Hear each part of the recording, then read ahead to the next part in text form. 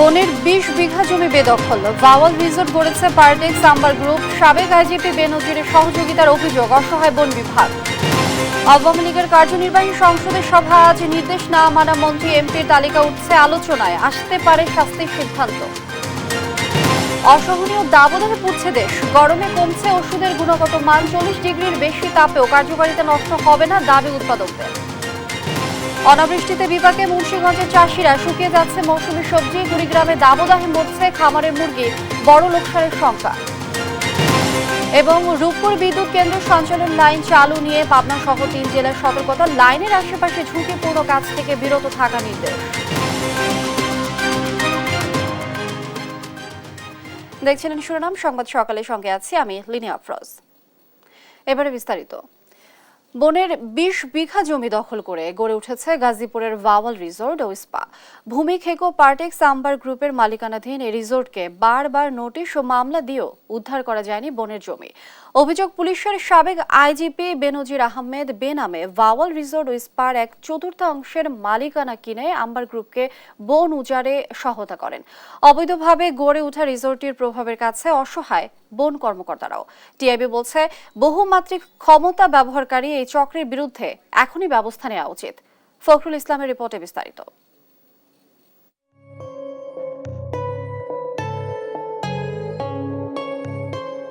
Bhawal resort ও spa গাজীপুরে বিলাসী, ব্যয়বহুল আর মনোরম রিসোর্ট। এটি চাকচিক্যে যতটা না বিলাসী, ততটাই পরিবেশ বিনাশী।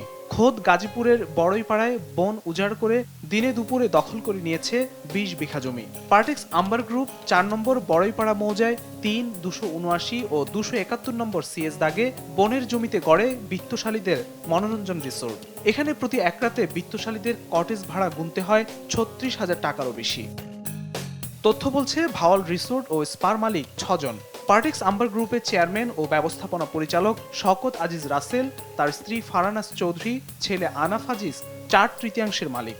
আর পুলিশের সাবেক অতিরিক্ত আইজিপি ইব্রাহিম ফাতেমির ছেলে নাসিফ ফাতেমি, গোপালগঞ্জ পৌরসভার সাবেক মেয়র, আওয়ামী লীগ নেতা কাজী লিয়াকত আলী ও আব্দুর রাজ্জাক মিলে ভাওয়াল রিসোর্টের ৪.১% বেশি অংশের মালিক। অভিযোগ আছে, বিএনপির সাবেক সংসদ সদস্যের ছেলে শওকত আজিজ রাসেল রিসোর্টটি গড়ে তুলতে তৎকালীন ডিএমপি কমিশনার বেনজির আহমেদের প্রভাব ব্যবহার করে পুলিশি পাহারায় দখল করেন বনের জমি। পুলিশের সাবেক এই আইজিপি নিজ নামে ভাওয়াল রিসোর্টের মালিকানা না নিলেও বিএনপির সাবেক সাংসদ পুত্রের কাছ থেকে 1/4 কিনেছেন তারই বিশ্বস্ত আওয়ামী লীগ নেতার নামে। রাজনীতিতে প্রবল বিরোধী হলেও আওয়ামী লীগ ও বিএনপি নেতাদের দখলবাজির এই বাণিজ্য চলছে মিলেমিশে। ভাওয়াল রিসোর্ট ও স্পা নিষিদ্ধ মৌজায় গড়ে তোলায় চালুর 8 বছরেও পায়নি পরিবেশ অধিদপ্তরের ছাড়পত্র। জমি উদ্ধারে বন বিভাগের পক্ষ থেকে নোটিশ ও মামলা দেওয়া হলেও 6 বছরেও ছাড়েনি জমি, বরং উল্টো বনের জমিকে নিজেদের নামে খতিয়ান করতে চাপ প্রয়োগ করে আসছে ভাওয়াল রিসোর্ট কর্তৃপক্ষ। ভাওয়াল রিসোর্টের মধ্যেও বনভূমি রয়েছে আর কি, অবৈধ জবরদখল করে কিছু জায়গা অকুপাই করে রেখেছে। এই জবরদখল উচ্ছেদ প্রক্রিয়াটা আমরা নিয়মিত নিজেদের ব্যবস্থাপনা আমরা চালিয়ে যাচ্ছি। তো রিসেন্ট যেটা হয়েছে, 3-4 দিনে আমরা প্রায় 6-7টা রিসোর্ট ভেঙেছি, সেখানে প্রায় 7 একর জায়গা আমরা উদ্ধার করেছি। আর আমাদের যে নিয়মিত প্রক্রিয়া সেইতে আমরা নিজস্ব ব্যবস্থাপনায় প্রায় 147 একরের মতো জায়গা আমরা উদ্ধার করেছি। টিআইবির নির্বাহী পরিচালক ইফতেখারুজ্জামান জানান, বনের জমি অবৈধভাবে দখলকারী প্রভাবশালী চক্রের বিরুদ্ধে দৃষ্টান্তমূলক শাস্তি নিশ্চিত করা জরুরি। বনাঞ্চলের উপরে যদি একটা রিসোর্ট করা হয়, সেটার জন্য তো যথাযথ প্রক্রিয়ার মাধ্যমে অনুমোদন লাগবে। তাহলে এটা ক্ষমতার অপব্যবহার হয়েছে এবং এটা ভিন্ন অবশ্যই জব, সেটা ব্যক্তি তার পরিচয় এবং অবস্থান যাই থাকুক না কেন, তার কিন্তু জব দিতে আসতে হবে। এমন অবৈধ দখলদারদের আরো বিপুল অবৈধ অর্থ থাকলে তা অনুসন্ধানে দুর্নীতি দমন কমিশনের প্রতিও আহ্বান জানায় টিআইবি। ফখরুল ইসলাম, দেশ টিভি, ঢাকা। ক্ষমতাসীন দল আওয়ামী লীগের কেন্দ্রীয় কার্যনির্বাহী সংসদের সভা আজ। দলের সভাপতির টেবিলে উঠছে নির্দেশনা সত্ত্বেও যেসব এমপি, মন্ত্রী উপজেলা পরিষদ নির্বাচন থেকে তাদের স্বজনদের প্রার্থিতা প্রত্যাহার করেননি তাদের তালিকা। নেতারা জানান, যারা দলীয় সিদ্ধান্ত মানেননি দল তাদের বিরুদ্ধে ব্যবস্থা নেবে, এ নিয়ে কোনো সন্দেহ নেই। জয় যাদবের রিপোর্ট। উপজেলা পরিষদ নির্বাচনে অংশগ্রহণ বাড়াতে এবং প্রভাব মুক্ত রাখতে দলের সংসদ সদস্য ও মন্ত্রীর স্বজনদের নির্বাচন থেকে সরে দাঁড়াতে নির্দেশনা দেয় আওয়ামী লীগ। কিন্তু দলীয় সিদ্ধান্ত অমান্য করেই প্রথম ধাপে ২০ জনেরও বেশি প্রার্থী মাঠে আছেন। দ্বিতীয় ধাপে প্রার্থী হয়েছেন প্রায় ৩৫ জনের মতো। এমন অবস্থায় মঙ্গলবার সন্ধ্যায় গণভবনে সভাপতি শেখ হাসিনার নেতৃত্বে বসছে আওয়ামী লীগের কেন্দ্রীয় কার্যনির্বাহী সংসদ। সভায় ১৬টি এজেন্ডা নির্ধারণ করা হলেও প্রাধান্য পাবে উপজেলা নির্বাচন। নেতারা বলছেন, স্বজনদের প্রত্যাহারের নির্দেশ দেওয়ার পর পরিস্থিতি জটিল হয়ে দাঁড়িয়েছে। সবাই এখন সভাপতির দিক নির্দেশনার অপেক্ষায়। এটা আপনি যতই বলেন, এটা খুব একটা জটিল বিষয়।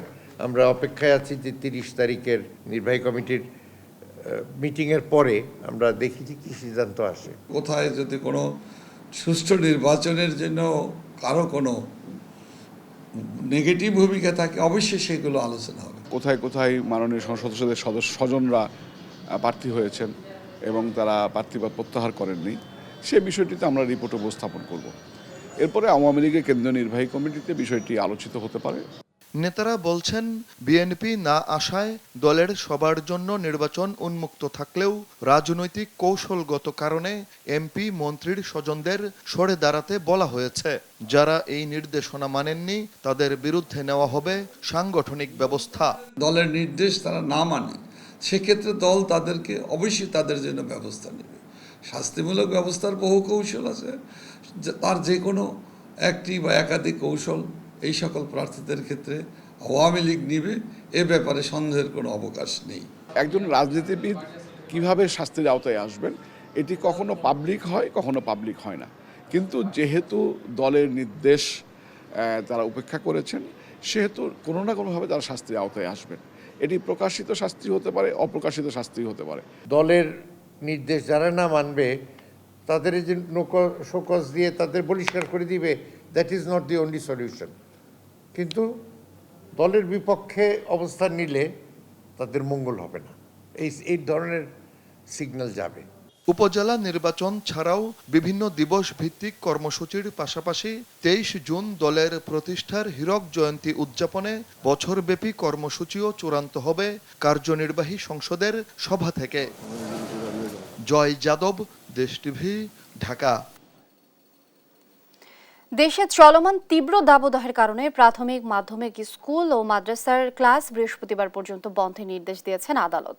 নির্দেশনা অনুযায়ী প্রাথমিক বিদ্যালয় বন্ধের সিদ্ধান্ত জানিয়েছে মন্ত্রণালয়। শিক্ষামন্ত্রী জানান, পর্যালোচনা করে পরবর্তী সিদ্ধান্ত নেওয়া হবে। আর ২৭ জেলার স্কুল কলেজ বন্ধের কথা জানিয়েছে শিক্ষা মন্ত্রণালয়। কায়েস রাহাতকে সাথে নিয়ে ফজলা আদিত্য রিপোর্ট।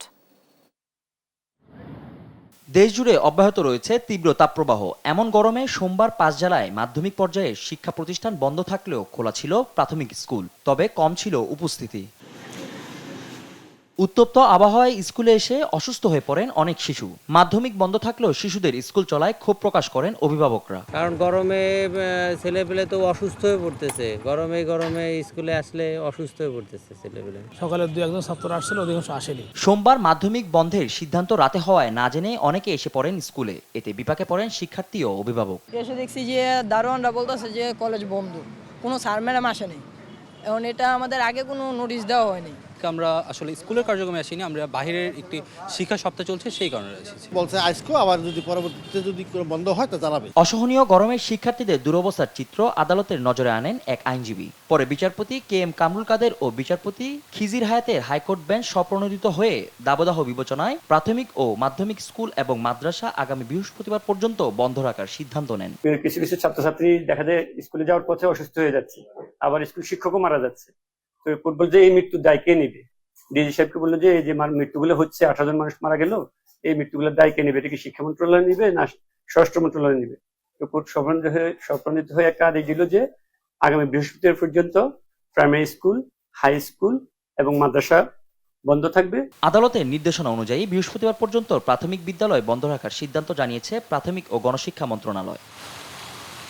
তবে রাজধানীতে এক অনুষ্ঠান শেষে শিক্ষামন্ত্রী জানিয়েছেন, উচ্চ আদালতের নির্দেশ পর্যালোচনা করে সিদ্ধান্ত জানাবেন শিক্ষা মন্ত্রণালয়। আদালত থেকে একটা এই বিষয়ে নির্দেশনা এসেছে, আমরা সেটা পর্যালোচনা করে সেটা যদি কপি আমাদের কাছে দেওয়া হয় তখন আমরা বলতে পারবো, কারণ এটা এখন পর্যন্ত সংবাদ মাধ্যমেই আছে।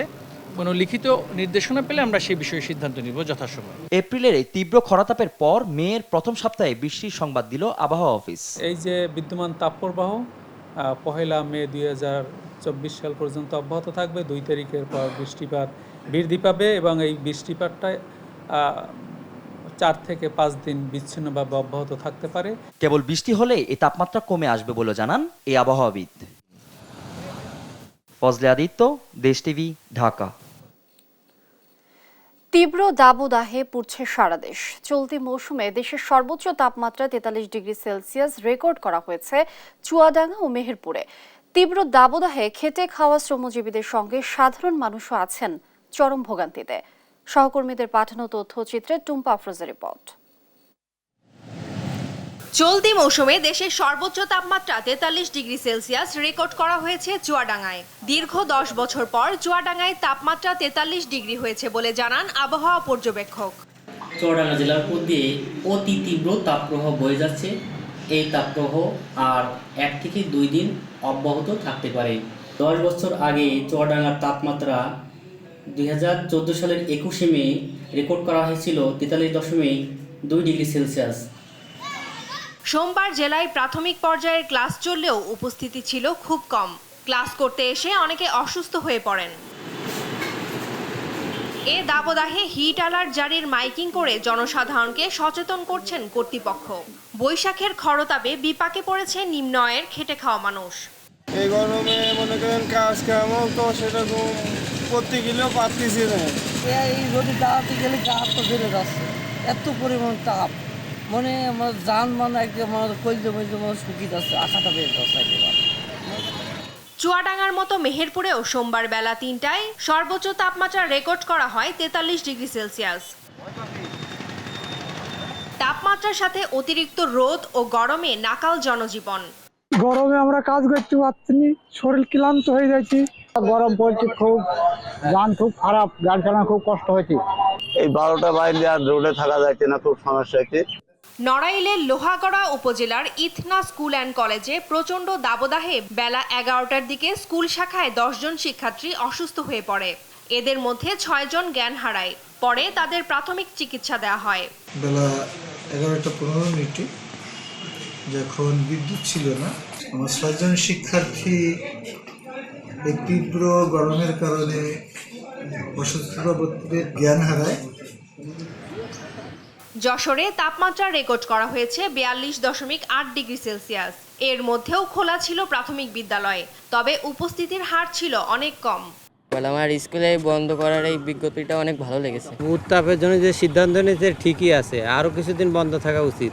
দাবদাহের কারণে রাজশাহী, পাবনা, পঞ্চগড়, নোয়াখালী সহ অন্যান্য জেলায়ও জনজীবনে নেমে এসেছে অস্বস্তি। অনেকেই অসুস্থ হয়ে পড়ছেন। হাসপাতালেও বাড়ছে রোগীর চাপ। টুম্পা আফরোজ, নিউজ ডেস্ক, দেশ টিভি। সারা দেশে বয়ে চলা তীব্র দাবদাহে দোকানে থাকা ওষুধের গুণগত মান কমছে।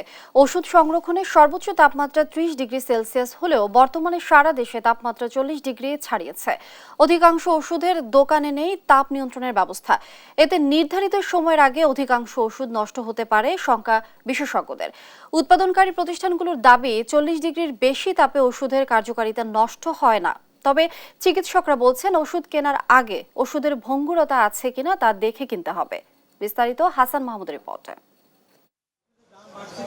তাপ সংবেদনশীল ওষুধ ছাড়া বাকি ওষুধ সংরক্ষণের আদর্শ তাপমাত্রা 30 ডিগ্রি সেলসিয়াস। তবে দেশে বয়ে যাওয়া তীব্র তাপপ্রবাহে খুচরা দোকান বা ডিপো কোনোটাতেই সেটি মানা হচ্ছে না।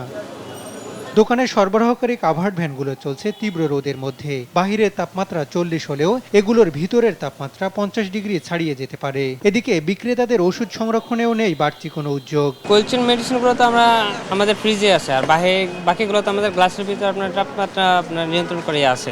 এখন যেহেতু আমাদের এখানে 30-30-এর উপরে যাচ্ছে, এখন যেমন 40-38, অবশ্যই একটু সমস্যা তো হবে ওষুধের। বাইরের তাপমাত্রা আমাদের তো যেভাবে তো এইভাবে চলতে হবে। অন্য এটা মার্কেট কমিটি জানে কিভাবে কি করা লাগবে। অধিকাংশ ওষুধ তাপ সংবেদনশীল হওয়ায় 30 ডিগ্রি সেলসিয়াসের বেশি তাপমাত্রায় সংরক্ষণ হলে নির্ধারিত সময়ের আগে সেগুলো মেয়াদ উত্তীর্ণ হতে পারে বলে জানান বিশেষজ্ঞরা। 26 বা অ্যাট বেস্ট 27 ডিগ্রি সেন্টিগ্রেড টেম্পারেচারে সেই ওষুধটা রাখলে সেই ওষুধের মেয়াদ কতদিন হবে সেটা আমার ওষুধের গায়ে লেখা থাকে, প্যাকেটের গায়ে লেখা থাকে। কিন্তু সেটা যখন 40 ডিগ্রি হবে, 39 ডিগ্রি, 40 ডিগ্রি হবে, তখন কিন্তু সেটা মেনটেন হবে না। তবে উৎপাদনকারী কোম্পানিগুলো বলছে বাজারজাতের আগে 40 ডিগ্রির বেশি তাপে ওষুধ পরীক্ষা করে বাজারজাত করা হয়। এ অবস্থায় স্বল্প সময়ের বেশি তাপে গুণগত মান নষ্ট হবে না বলে আশ্বস্ত করছেন তারা। এক্সেলারেটেড স্টেবিলিটি টেস্টিং করা হয় 42 ডিগ্রি সেন্টিগ্রেড তাপমাত্রায় 75 রিলেটিভ হিউমিডিটিতে। যদি সেইখানে সেই স্টেবিলিটি টেস্টিং কোয়ালিফাই করে তবেই আমরা সেই ওষুধটা বাজারে দিচ্ছি। সুতরাং অনেক ওষুধ আছে যেগুলো 42 ডিগ্রি সেন্টিগ্রেড তাপমাত্রাও স্টেবল থাকবে। চিকিৎসকরা বলছেন তাপমাত্রা না কমা পর্যন্ত দোকান থেকে ওষুধ কেনার সময় বাহির থেকে ওষুধের আকার ও রং দেখেই কিনতে হবে। ট্যাবলেট ঔষধ সেটি ভঙ্গুর হয়ে গিয়েছে, ভেঙে পড়ে যাচ্ছে আপনা আপনি, বা ক্যাপসুলটা আঠালো হয়ে গিয়েছে, জেলাটিন ক্যাপসুল সেটা আঠালো হয়ে গিয়েছে। সিরাপের ক্ষেত্রে যদি সিরাপের যে স্বাভাবিক রং সেই রঙের পরিবর্তন হয়েছে, বা যে কোনো ঔষধের ক্ষেত্রে যে ঔষধের যে স্বাভাবিক গন্ধ সেই গন্ধটার মধ্যে একটা তারতম্য দেখা দিয়েছে, এরকম পরিস্থিতিতে ধরে নিতে পারি এটা এই তাপজনিত কারণে ঔষধের একটা পরিবর্তন হয়েছে। তবে বর্তমান তাপমাত্রায় ভিটামিন, প্রোবায়োটিক, ইনজেকশন সহ তাপ সংবেদনশীল ওষুধের কার্যকারিতা নষ্ট হতে পারে। এ অবস্থায় এসব ওষুধ সরবরাহ ও সংরক্ষণে বিশেষ ব্যবস্থা অত্যন্ত জরুরি বলে মনে করছেন বিশেষজ্ঞরা। হাসান মাহমুদ, দেশ টিভি, ঢাকা।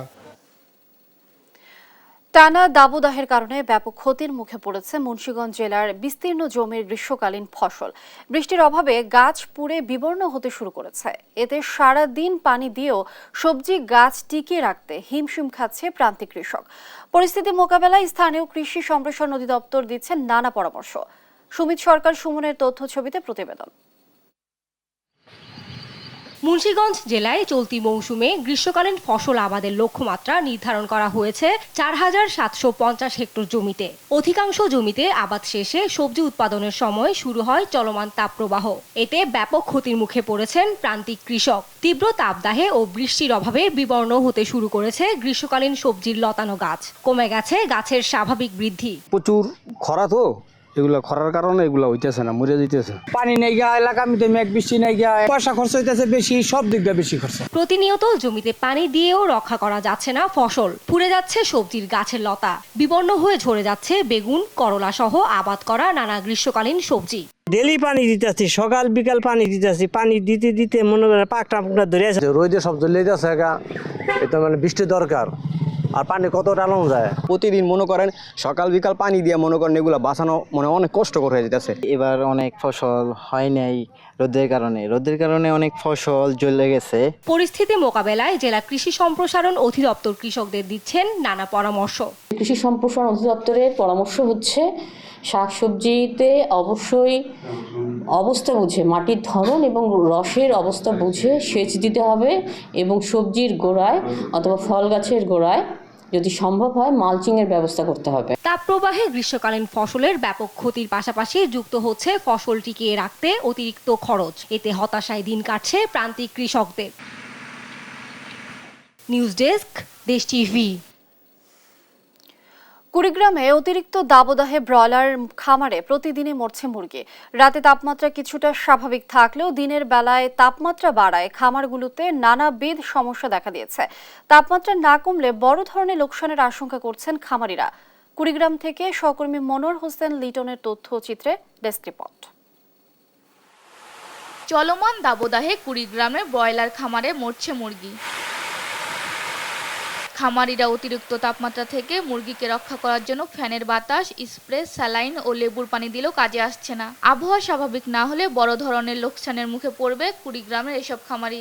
অতিরিক্ত গরমের কারণে মানে মুরগি খাদ্য খায় কম, আর কম খাওয়ার কারণে ওজন কম আসে, এজন্য লস হওয়ার সম্ভাবনা বেশি থাকে। হিট স্ট্রোকে খামারিরা দিশেহারা। 24 ঘন্টা প্রায় 8টা 10টা দিনের বেলা বেশি হিট স্ট্রোক হয়, তাছাড়া 2-4টা নর্মালি ভাবে মারা যায়। পোল্ট্রি শিল্পের খামারিদের বর্তমানে করুণ অবস্থা চলছে। এমন পরিস্থিতি থেকে রক্ষা পেতে বিভিন্ন সতর্কতা অবলম্বন করার কথা জানান জেলার প্রাণী সম্পদ অধিদপ্তরের এই কর্মকর্তা। খামারের মুরগিকে ভালো রাখার জন্য মুরগির শেডে ফ্যান দিতে পারেন। শেডের টিনের চালের উপরে অথবা শেডের উপরে আপনি বস্তা বা নারকেলের ছোবলা ইত্যাদি দিয়ে 1 ঘন্টা পর ভিজিয়ে দিতে পারেন। পানির সঙ্গে আপনারা ইলেকট্রোমিন, ভিটামিন সি এই জাতীয় ওষুধ মুরগিকে পরিমাণ মতো প্রদান করতে পারেন। চলমান দাবদাহ ও বৈরী আবহাওয়া দীর্ঘস্থায়ী হলে হুমকির মুখে পড়বে জেলার পোল্ট্রি শিল্প, এমনটাই মনে করছে বিশেষজ্ঞরা। নিউজ ডেস্ক, দেশ টিভি। সংবাদ সকালে আরো থাকছে। রংপুরের রাতে যানবাহনে হেডলাইটের পাশাপাশি এলইডি লাইট ব্যবহার বাড়ছে, দণ্ডনীয় অপরাধ বলছে বিআরটিএ, সতর্ক করলেন চিকিৎসকরা।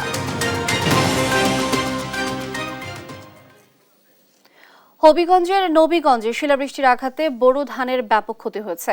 শিলার আঘাতে ঝরে পড়েছে পাকা ধান। কৃষি বিভাগের তথ্য মতে 2 উপজেলার অন্তত 250 হেক্টর জমির ধান ক্ষতিগ্রস্ত হয়েছে। এ বিষয়ে বিস্তারিত জানাতে যুক্ত হচ্ছেন হবিগঞ্জের সহকর্মী আমির হামজা। আমির হামজা, এ বিষয়ে বিস্তারিত জানাবেন। আচ্ছা লিনিয়া, আসলে গত রোববার বিকেল 5টার দিকে যে আসলে নবীগঞ্জ উপজেলা এবং বানিয়াচং উপজেলার কিছু অংশের যে শিলাবৃষ্টি এবং কালবৈশাখী ঝড় হয়, সেই ঝড়ে কিন্তু আসলে 2 উপজেলার প্রায় 250 হেক্টর জমির ধান আসলে একেবারে অর্ধেকের বেশি ঝরে যায়। কৃষি বিভাগ যে বিষয়টি বলছে যে 250 হেক্টর জমির যে আসলে 15% ধান ইতিমধ্যে কিন্তু আসলে ক্ষতি হয়েছে। তবে কৃষকরা যে বিষয়টি বলছেন এই সময়টাতে এসে আসলে তারা এখন শুধুমাত্র ফসল ঘরে তোলার সময়, এই সময় এসে যে আসলে ফসলের ক্ষতি হয়েছে সেটা কিন্তু আসলে যে ক্ষতি পুষিয়ে নেওয়ার মতো না, কারণ হচ্ছে আর 2-3 দিনের ভেতরে হয়তো তারা এই ফসলগুলো ঘরে তুলে নিতেন। আসলে কৃষকরা এই বিষয়টি আমাদেরকে বলছেন। এবং এছাড়া কিন্তু আপনাদেরকে আরেকটি সংখ্যার বিষয় জানাতে চাই। আসলে কৃষি অধিদপ্তর থেকে আবহাওয়া অধিদপ্তরের একটি পূর্বাভাস যেটি বলা হয়েছে সেটি হচ্ছে আগামী 3 মে থেকে কিন্তু হবিগঞ্জ সহ সিলেট বিভাগের 4 জেলা এবং কিশোরগঞ্জ, নেত্রকোনা এবং ব্রাহ্মণবাড়িয়া কিন্তু আসলে আগাম বৃষ্টির একটি পূর্বাভাস দিয়েছে। সেই বৃষ্টিতে কিন্তু আসলে তারা কৃষি বিভাগ যে বিষয়টি বলছে যে 80% ধান যদি পেকে যায় তাহলে কিন্তু সেই ধান কিন্তু ঘরে তোলার জন্য তারা কিন্তু কৃষকদেরকে পরামর্শ দিচ্ছেন। তারা বলছেন যে আসলে 80% হলে 80% ধান পেকে গেলে তারা ঘরে তুলতেন।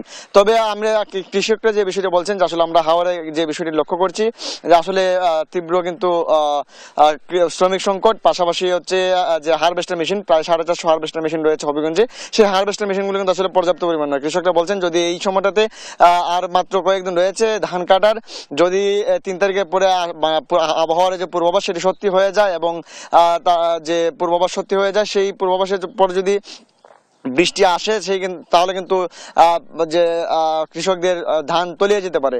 তাই বাইরে থেকে শ্রমিক এনে এই ধানগুলো অতি সত্বর আসলে তাদের কেটে নেওয়া, ঘরে তোলার জন্য কিন্তু সরকারের প্রতি তারা অনুরোধ জানাচ্ছেন। লিনিয়া।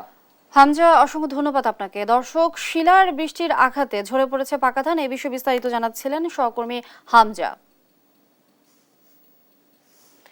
আগাম বন্যার শঙ্কায় কৃষকদের দেয়া হয়েছে ধান তোলা নির্দেশ। এ বিষয়ে বিস্তারিত জানাতে সুনামগঞ্জ থেকে যুক্ত হচ্ছেন সহকর্মী মেহেদি হাসান। মেহেদি যুক্ত হচ্ছেন আমাদের সঙ্গে।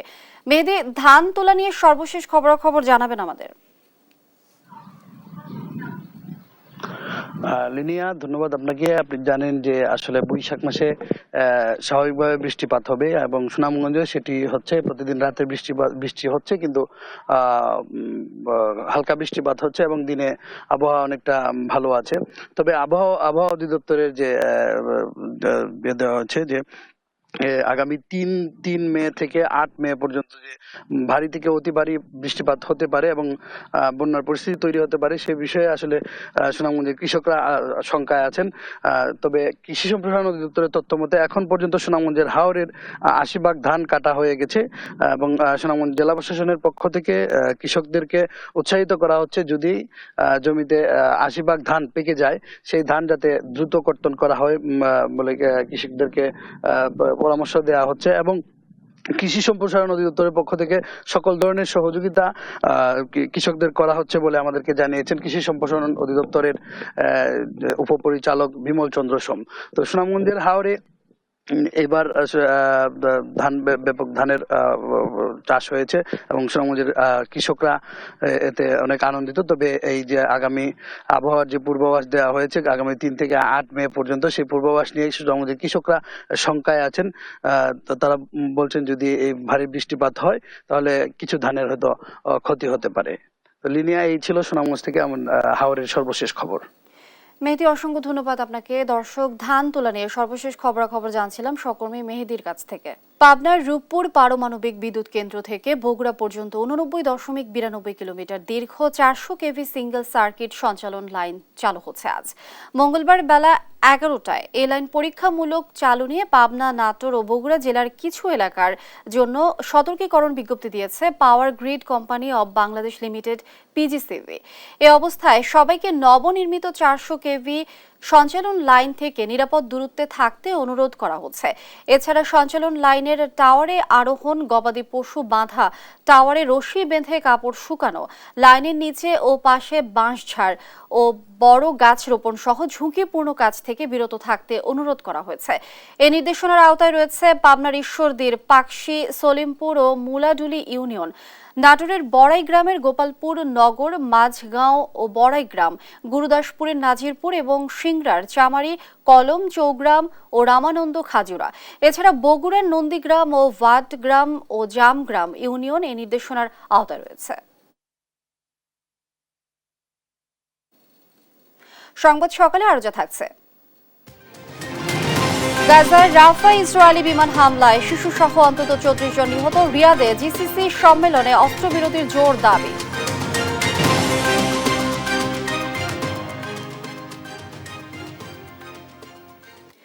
রংপুর মহানগর মহাসড়ক এবং বিভিন্ন সড়কে রাতে চলাচলকারী যানবাহনে হেডলাইটের পাশাপাশি সাদা এলইডি লাইটের ব্যবহার বেড়েছে। গাড়িতে বাড়তি এই লাইট ব্যবহারের ঝুঁকিও বেড়েছে। এমন লাইটের ব্যবহার দণ্ডনীয় অপরাধ বলছে বিআরটিএ। আর এ আলোয় চোখের মারাত্মক ক্ষতি হতে পারে বলছেন চিকিৎসকরা। মাহমুদ রকির তোলা ছবিতে সহকর্মী রফিকুল ইসলামের পাঠানো তথ্য, ডেস্ক রিপোর্ট।